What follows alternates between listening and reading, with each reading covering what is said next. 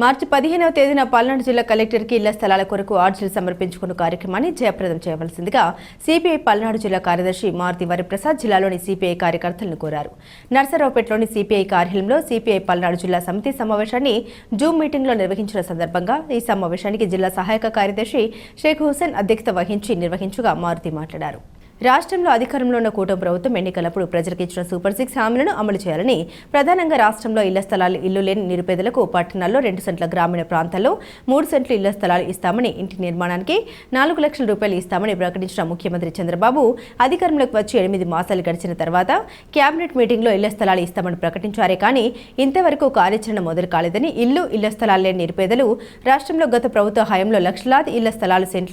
సెంటున్నర ఇస్తున్నామని ప్రకటించినప్పటికీ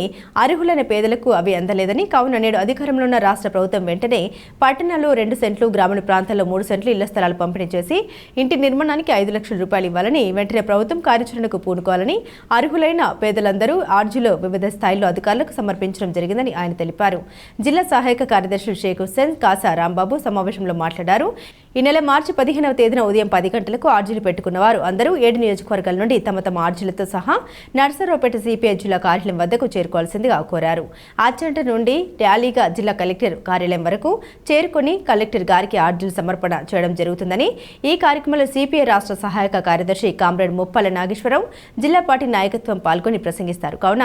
ఈ కార్యక్రమంలో అర్హులందరినీ, ఆర్జీదారులందరినీ 7 నియోజకవర్గాల నుండి పార్టీ కార్యకర్తలు సమీకరించి తీసుకుని వచ్చి కార్యక్రమాన్ని విజయవంతం చేయవలసిందిగా కోరారు. ఈ సమావేశంలో సిపిఐ జిల్లా నాయకులు బూదాల శ్రీనివాసరావు, ఉలవలపూడి రాము, మునిగోడు శ్రీనివాసరావు, తాళ్లూరు బాబురావు, సిహెచ్ నిర్మల, షేక్ సుభాని, కాళశివయ్య, పిన్నబోయిన వెంకటేశ్వర్లు, వైధాన వెంకట్, ఉప్పలపాటి రంగయ్య, షేక్ చిన్న, జాన్ సైదా, దేవి తదితరులు పాల్గొన్నారు.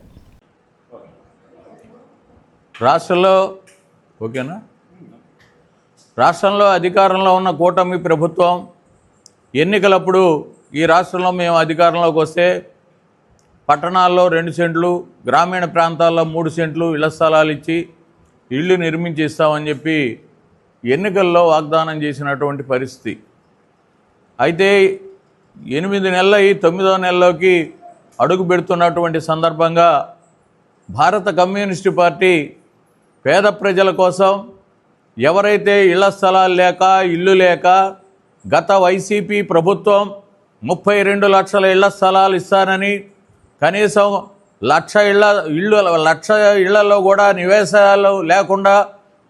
ఎవరికి కూడా సరైన పట్టాలు ఇవ్వకుండా, సరైన నివేశన స్థలాలు చూపించకుండా, కనీసం గతంలో ఉన్నటువంటి టిట్కో ఇళ్లను కూడా ఆ లబ్ధిదారులకు స్వాధీనం చేయకుండా ఇబ్బందులు పెడుతున్నటువంటి నేపథ్యంలో ఇప్పుడున్నటువంటి ప్రభుత్వం